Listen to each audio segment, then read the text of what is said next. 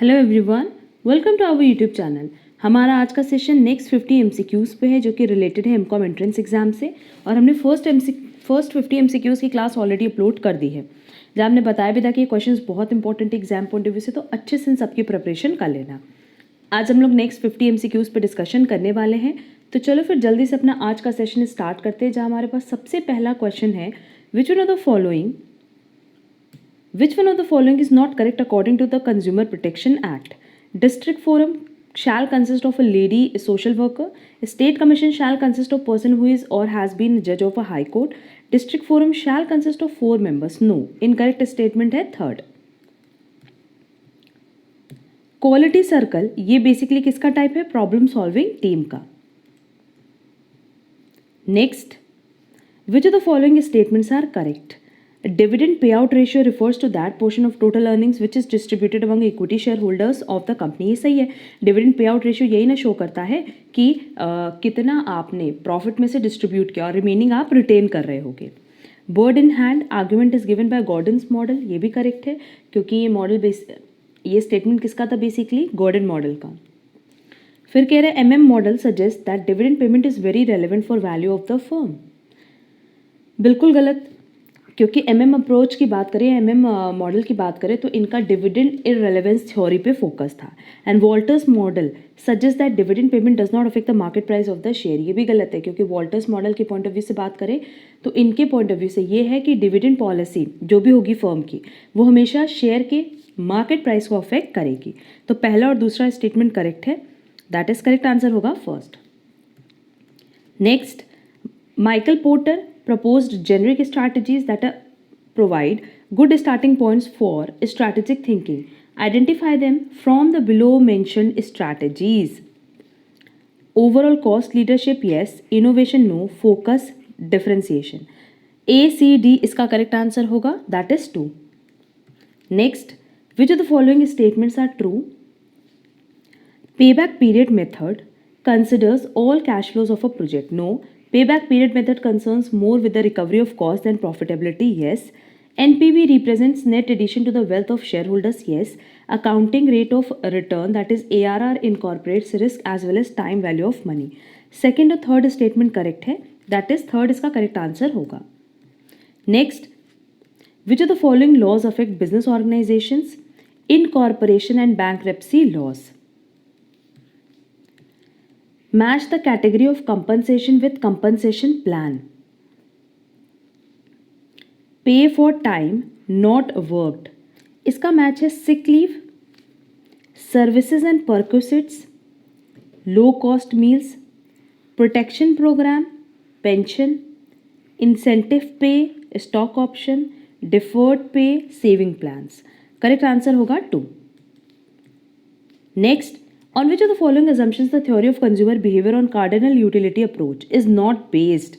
Consumer is rational, ये तो सही है. Limited money income of the consumer, ये भी करेक्ट है.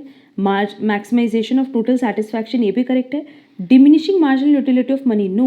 अगर हम लोग मनी के पॉइंट ऑफ व्यू से बात करें तो मार्जिनल यूटिलिटी हमेशा क्या होती है? Constant. That is correct answer होगा 4. Next, match the following banking sector reform committees with the respective purposes. YK Reddy committee, इनका मैच है rationalisation of interest rate on small savings.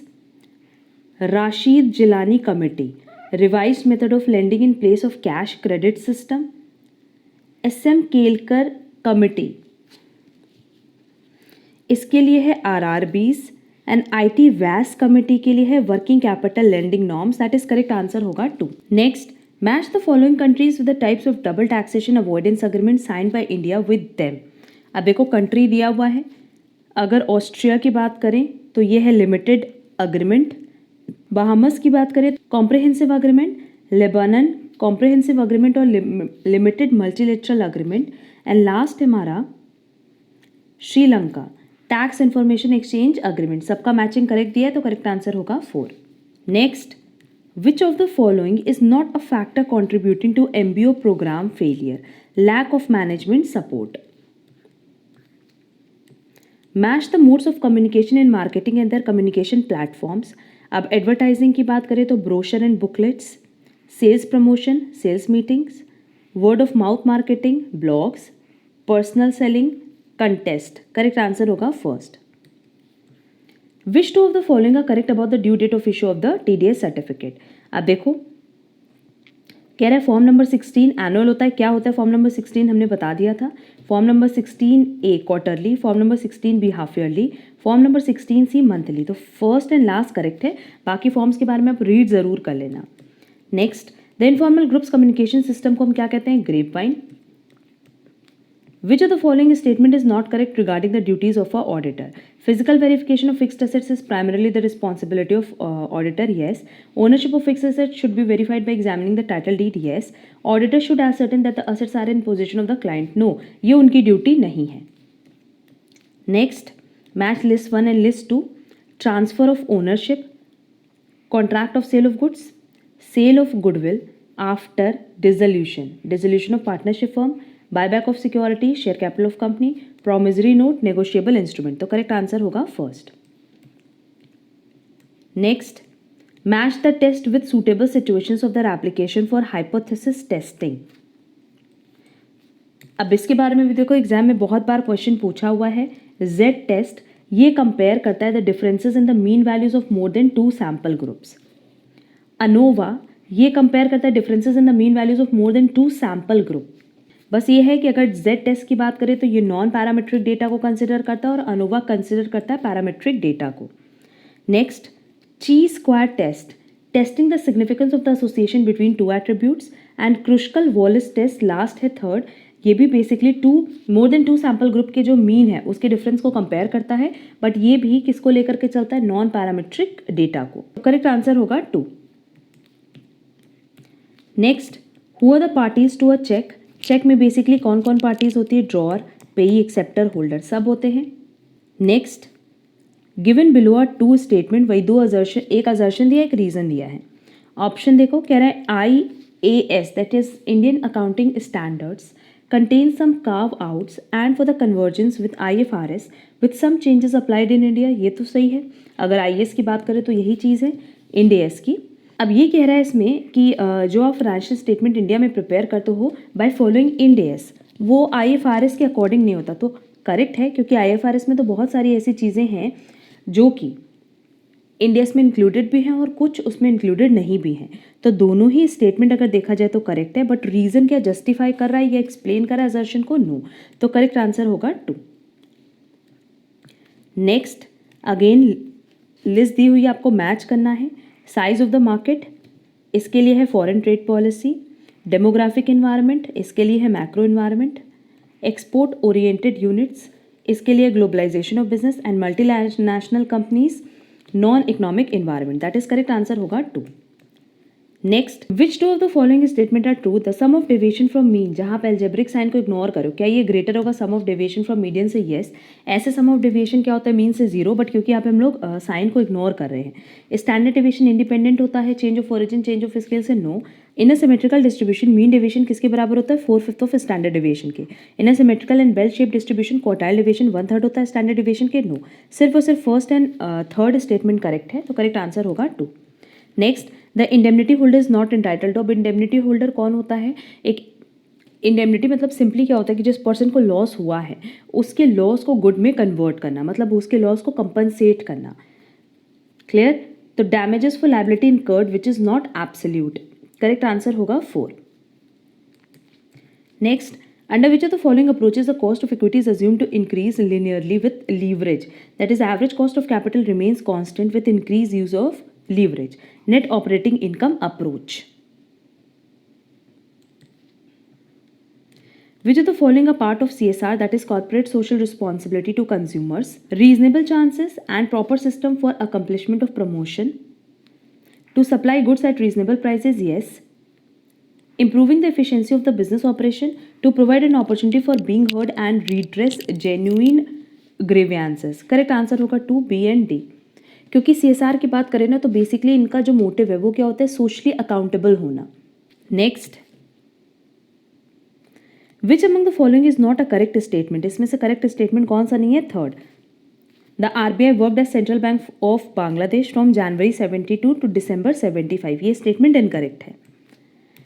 Given below are two statement, again एक assertion है, एक clarification है। कह रहा है auto companies and other consumer goods companies offer cash rebates to encourage purchase of the manufacturers products within a specified period. ये तो correct statement है। The same product is price differently at different times in.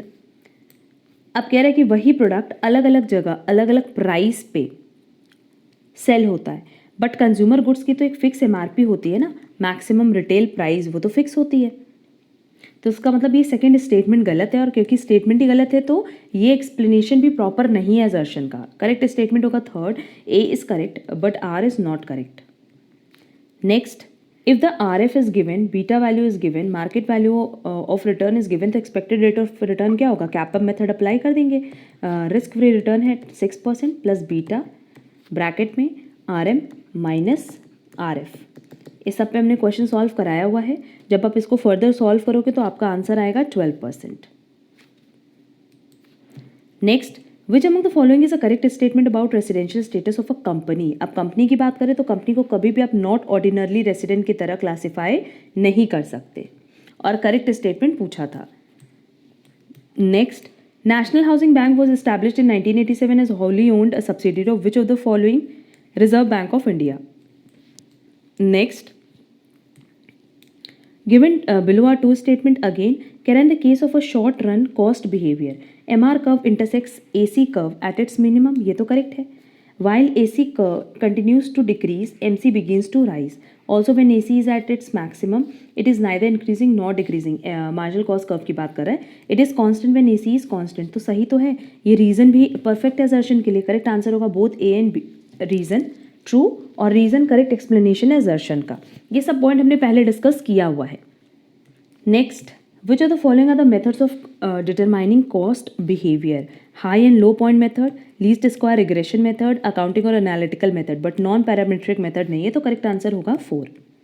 Next, arrange the following steps in logical sequence of operation of the arbitrage pricing theory. Estimate the factor sensitivities.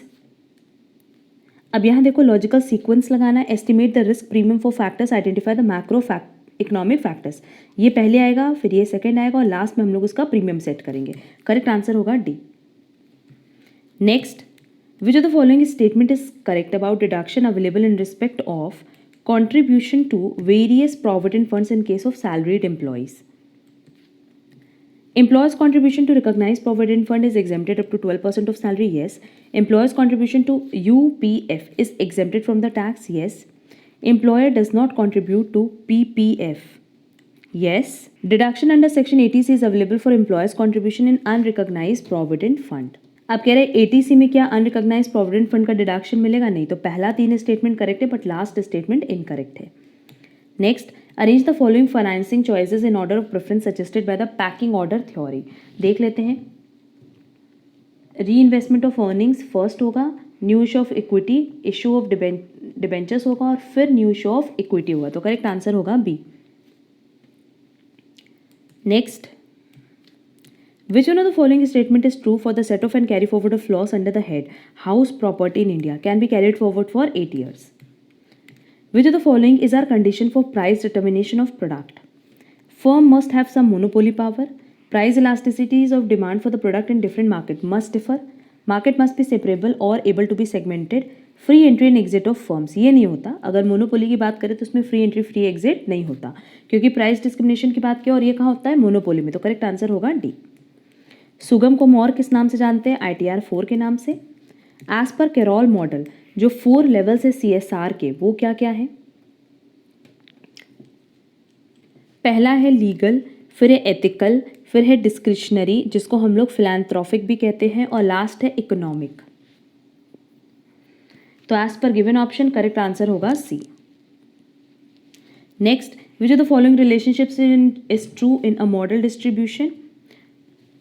Is not true है, ये question correct कर लेना, is not true, और इसका correct answer होगा 4। जो हमने बताया है relationship mean minus mode is equal to 3 mean minus median, ये तो करेक्ट है। अब इसी को जब आप सॉल्व करोगे तो देखोगे ये तो आ जाएगा, बट क्वार्टाइल डेविएशन नहीं आएगा इसमें। इसको देखो सॉल्व करने पे mean minus mode is equal to 3 mean minus 3 median होगा। अब इसको इधर ले आओ तो ये हो जाएगा 3 median minus mode is equal to 2 mean. इन दोनों को आप चाहो तो इस फॉर्म में कन्वर्ट कर सकते हो। तो करेक्ट आंसर होगा डी और क्वेश्चन कर लेना not true. Next, match the following forms in list 1 and the rule of selling cost in list 2।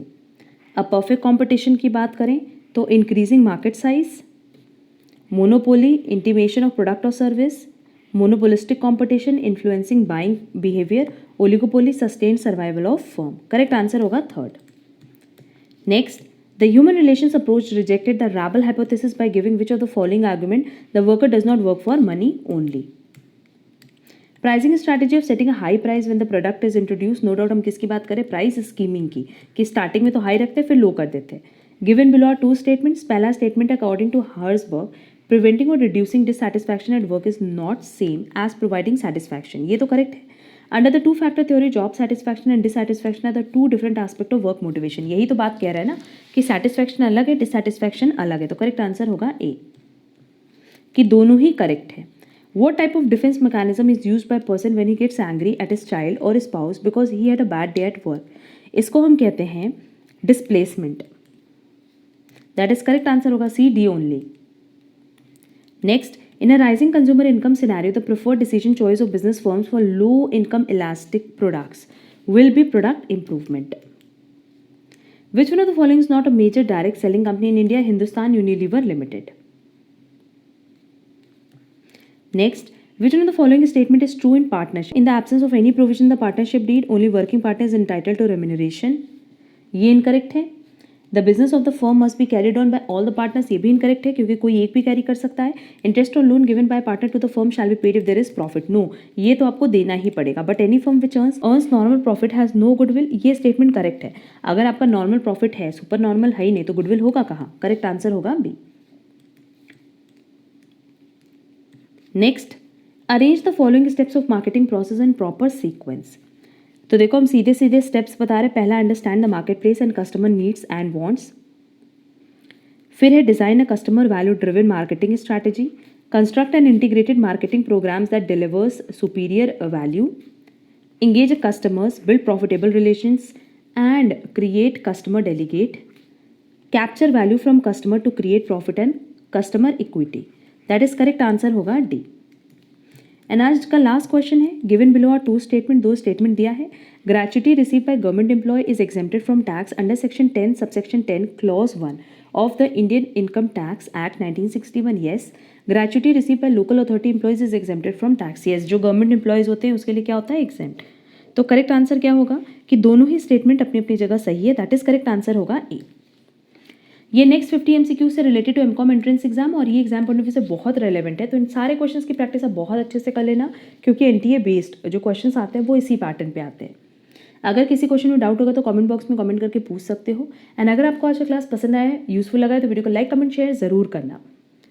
अब हम लोग मिलेंगे हमारी नेक्स्ट क्लास में। आज के लिए बस इतना। Thank you so much.